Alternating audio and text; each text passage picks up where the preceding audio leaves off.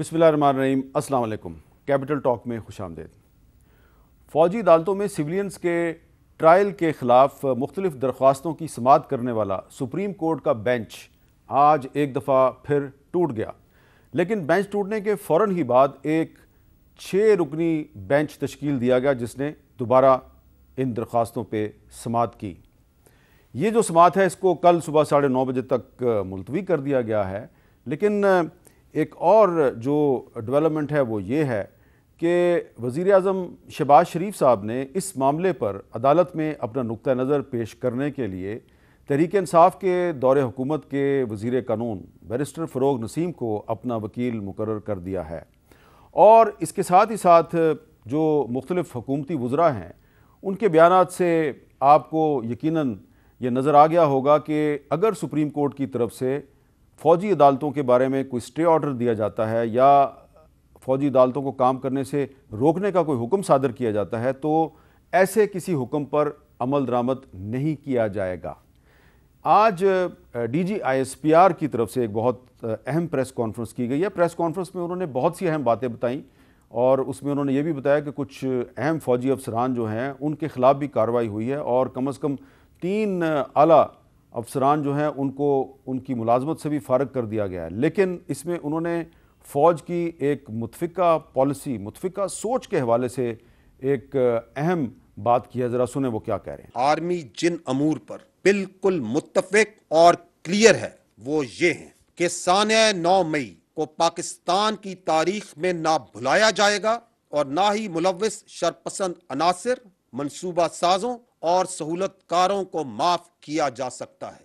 इस साने से जुड़े तमाम मनसूबा साजों और सहूलतकारों के खिलाफ आईने पाकिस्तान और कानून के मुताबिक सजाएं दी जाएंगी, चाहे उनका ताल्लुक किसी भी अदारे, सियासी जमात या मुआशरती हैसियत से क्यों ना हो, और ये कि इस अमल को मंतकी अंजाम तक पहुंचाने में रुकावटें डालने वालों के साथ सख्ती से निपटा जाएगा। तो ये जो एक दो टोक मौक़िफ़ है DGISPR का, ये आपके सामने आया है। अब आज जो हमारी गुफ्तगू है वो इसी हवाले से होगी कि इस वक्त हुकूमत और आला अदालतों के दरमियान जो एक मुहाज़रे की कैफियत है इसका क्या नतीजा निकलेगा। माजी में भी बहुत से अदालती फ़ैसलों पे अमल दरामद नहीं हुआ और आइंदा भी अगर ऐसा ही होता रहा तो क्या नताइज निकलेंगे। हमारे साथ गुफ्तगू के लिए मौजूद हैं जनाब कर्नल रिटायर्ड इनामुर रहीम साहब, एक मुमताज़ माहिर कानून हैं और तहरीक इंसाफ के दौरे हुकूमत में जो फ़ौजी अदालतें बनी थी उन अदालतों के ख़िलाफ़ इन्होंने बहुत सी दरख्वास्तें मुख्तलिफ़ अदालतों में दायर की। उनके साथ मौजूद हैं जनाब जहांगीर जदून साहब, एडवोकेट जनरल हैं इस्लामाबाद के। लाहौर में मौजूद हैं रबिया बाजवा साहिबा, Lahore high court bar association की नायब सदर हैं, किसी तारुफ की मोहताज नहीं है। कर्नल इनाम साहब, आप साबिक फ़ौजी अफसर भी हैं और ह्यूमन राइट्स एक्टिविस्ट भी हैं और वकील भी हैं।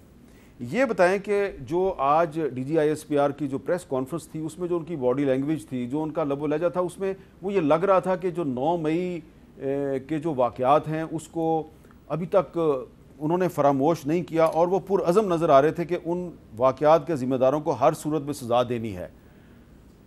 क्या ये पैगाम है पाकिस्तान की सिविल सोसाइटी के लिए या सुप्रीम कोर्ट के लिए? नहीं, मैं इसको पैगाम नहीं समझता। मैं समझता हूँ इस वक्त इमोशनली आर्मी के अंदर लोग बड़े डिस्टर्ब हैं। ये नहीं है कि भाई कोर कमांडर घर पे हमला हो गया या GHQ पे हमला हो, इमारात हैं। लेकिन सबसे जो अहम चीज़ है ना, एक वो शहीद जिसने अपनी जवानी दे दी और उसकी तस्वीर बनी हुई है वहाँ, यादगार बनी हुई है, वो तोड़ दी गई और उसकी 13 साल की बेटी लिपट के यादगार से रो रही है कि मेरे बाप ने किसके लिए जान दी। इसी तरह कैप्टन शेर खान को देख लें, उसकी वहाँ यादगार है, वहाँ गाड़ियाँ रुकती हैं, लोग फातह पढ़ते थे, आपने वो आकर तोड़ दिया। ये वो नौजवान है जिसको पता था कि इंडिया के ट्रुप्स ऊपर आ रहे हैं और उसके बावजूद वो ऊपर से नीचे उतरा और उसने जान दे दी। और जब वो नीचे गिरा तो इंडियन जो आर्मी के लोग थे उन्होंने उसकी लाश ड्रैग करने की कोशिश की। इतने में उनका फॉर्मेशन कमांडर आ गया, उसने उसकी डिस्क आज उसके गले में डली हुई थी मेटल की कि देखो वहाँ उसका नाम लिखा हुआ था कैप्टन शेर खान। तो उसके ऊपर उसने कहा यार ये उनका अफसर है, और उसने कहा यार सच अ ब्रेव अफसर, जिसको पता था मैं मौत के मुंह में जा रहा हूँ। उसने न सिर्फ उसे सलूट किया, उसने संदूर मंगवाया और अपने हाथों से उसके सर में डाला। I was lucky I was in Karachi. मैंने उनके जस्ते खाकी को रिसीव किया वो जब वहाँ लाए, اور ہم ایئرپورٹ پہ لوگوں کو کنٹرول نہیں کر سکتے تھے، اتنی پبلک کراچی کی جمع ہوگی، وہاں نماز جنازہ پڑھا گیا۔ اب آپ دیکھیں نا کہ یہ کوئی بندہ ریڈ لائن نہیں ہوتا، اسٹیٹ ریڈ لائن ہوتی ہے۔ آپ نے ابھی ان شہداء کی یادگاروں کو تباہ کیا جنہوں نے اپنی جوانی زندگی دے دی، ان کے بچے ہیں، لوگ جو آرمی میں آتے ہیں، آئی جوائنڈ آرمی، میرا خاندان کا کوئی بندہ فوج میں نہیں ہے، لیکن ہم نے 65 کی جنگ میں جب عزیز بھٹی شہید کے بارے میں پڑھا اور ان کو دیکھا، ان کے خاندان کو دیکھا، کیونکہ وہ سرگودا کے قریب ہی وہ آباد ہوئے تھے، تو ایک شوق پیدا ہوا کہ ہم بھی فوج میں جائیں گے۔ اگر ہم شہداء کی یہ تکریم دیکھیں کہ ان کے ساتھ یہ ہو رہا ہے تو ہو ول جوائن دی آرمی؟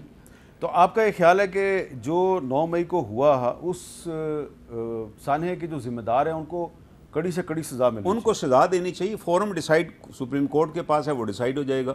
لیکن میرا ایک یہ بھی سوال ہے کہ خان صاحب اس کو اپوز نہیں کر سکتے۔ اس وقت پہلی پٹیشن خان صاحب نے دائر کی، خان صاحب اس لیے اپوز نہیں کر سکتے کہ ان کے دور میں 25 سیولینز کے ٹرائل ہوئے جو نہیں ہو سکتے، ہونے چاہیے تھے، اور یہ وہ سیولین ہیں۔ اب تو جو دیکھیں اور اب جو ان میں سے اکثر کہ آپ وکیل ہیں؟